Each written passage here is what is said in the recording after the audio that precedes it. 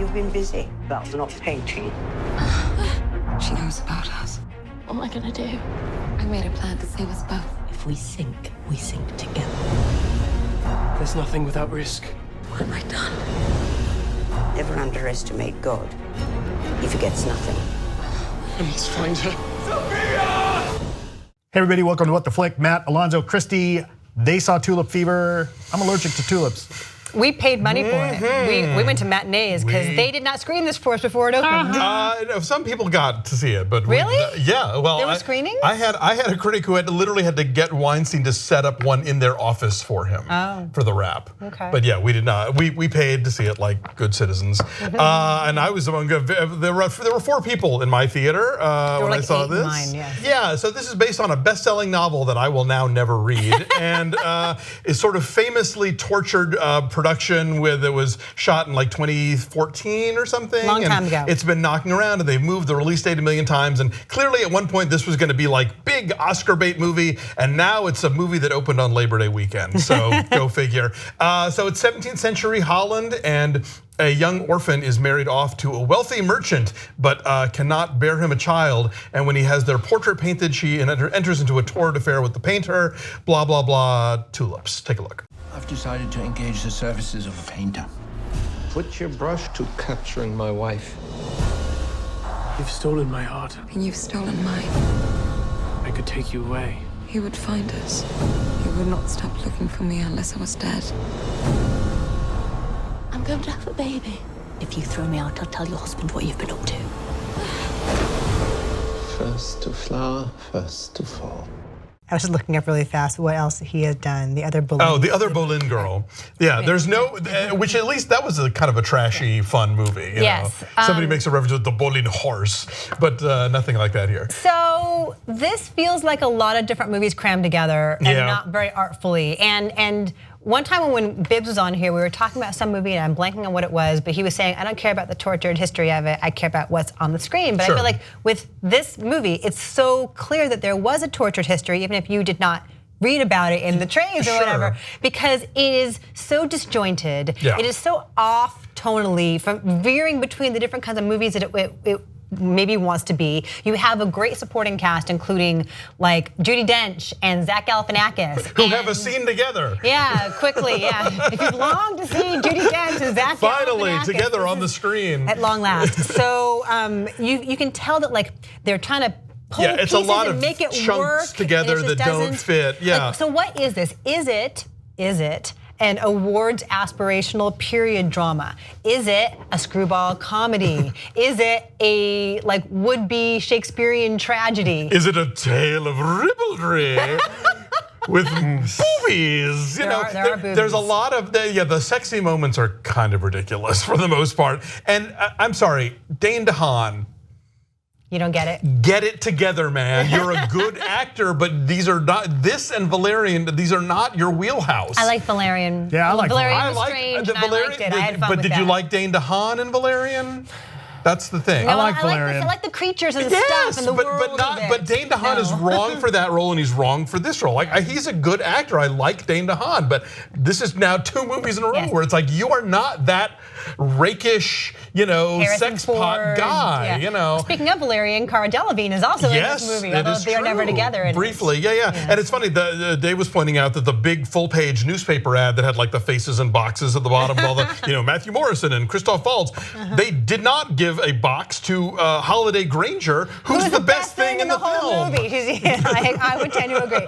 And her romance with Jack O'Connell is sexier than anything between Alicia Vikander and anybody else. And so anyway, it's a weird movie. And Christoph Waltz, you keep expecting that this is going to be a character that has a certain degree of menace to him, and even in the trailer, they're like, or there's a line in the film where like we can't run away. He'd never stop chasing us, and it's like there's nothing in that character that indicates it. He even says at one point like, well, if she doesn't get pregnant the next year, I'll just ditch her and get somebody else.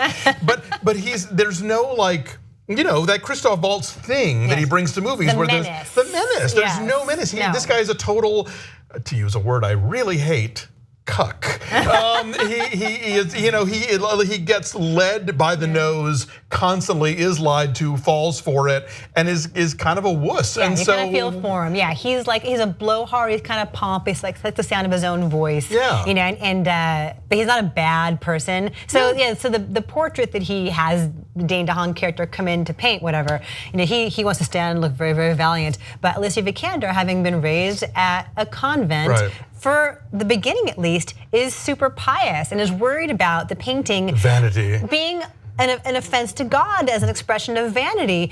And then all of a sudden she's like rolling around with Dane DeHaan. Like there's not a second of like misgiving. There's not even like a throwaway line about any sense of remorse or guilt. All of a sudden she's like this naughty bad girl. And also there's no spark between them. There's none, no. But here, I want to do this. This is how Alicia Vikander poses for every painting. Oh, hi. I didn't see you there. Here, holding my so tulip. Much with the tulip, so much over the shoulder. Oh yeah, and so there's this whole subcurrent thing about tulips in 17th century Amsterdam. That's why it's called tulip fever. Which was a real thing. Right. It was basically the Beanie Babies of the 17th century. Yeah, I mean there was this whole market crash. Like people went broke. You know this? Yeah. They were speculating on it, and it was this big go-go thing, and then the whole bottom fell out of the market. It was this whole insane thing where people were spending fortunes on tulips, right? And then it was this bubble, it was this basic like it was a crash akin to the stock market crashing and causing the Great Depression here. I mean, people lost their fortunes. People were just like all but lost their lives over this.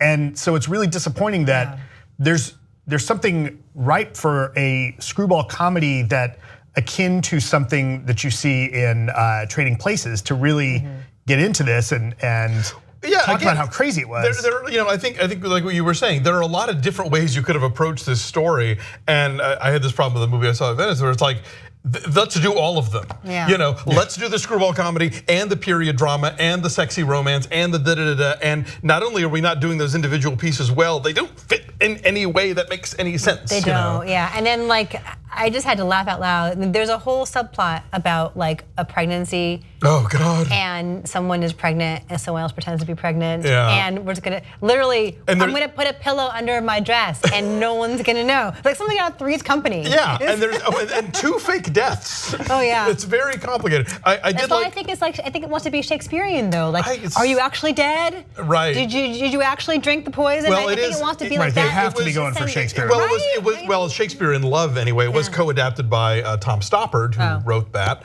and is this is one of those Weinstein movies that he makes. I liked Tom Hollander as the duplicitous obstetrician.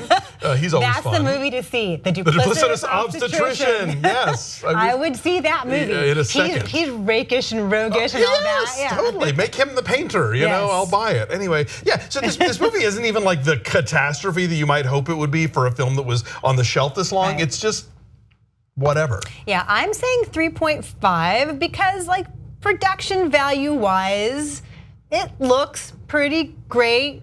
Costume wise, it's got all that like Weinstein-y like respectability, the sheen of Weinstein-y awards, aspirational.